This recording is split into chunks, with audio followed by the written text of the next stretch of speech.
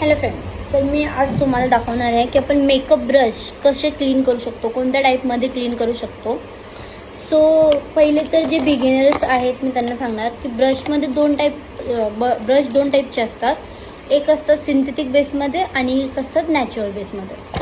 तर नॅचरल बेसमध्ये काय आहे, जसं की हॉर्स वगैरे आपले नॅचरल प्राणी वगैरेच्या केसांनी बनलेले ब्रश हे जे आहेत ना हे.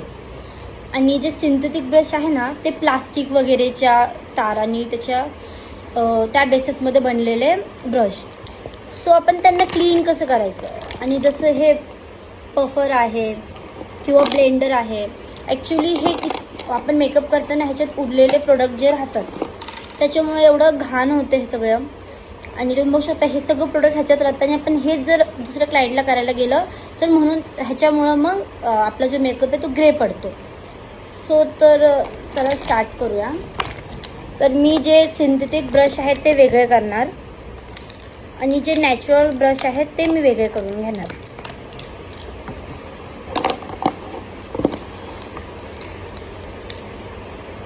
आता तुम्हाला सांगते तुम्ही नॅचरल ब्रश आणि सिंथेटिक ब्रश कसं ओळखायचं.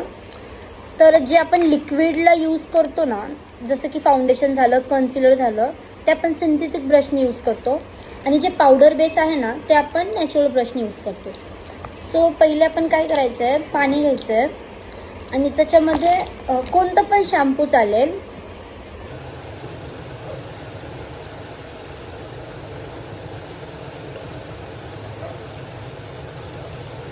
ते सगळे निघून जात आहेत ऑइलने, आणि हे पाणीने निघणार नाही कारण ह्याचे ब्रश जरा स्ट्रॉंग असतात, प्लास्टिक वेवमध्ये असतात.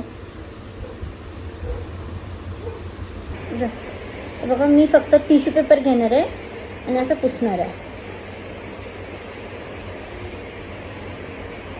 अजून थोडंसं करणार आणि आता मी हे पुसून घेणार.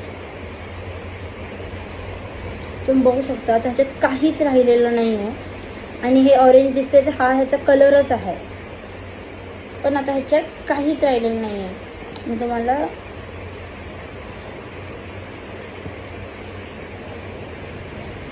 करून दाखवते. मी क्लीन केलंय ना, ह्याच्यात काहीच राहिलेलं नाही आहे. बघा निघतंय काय प्रोडक्ट, कारण हे पूर्ण क्लीन झालेलं आहे. म्हणजे तुम्ही या टाईपने ब्रश आपले क्लीन करू शकता आणि स्वच्छ करू शकता.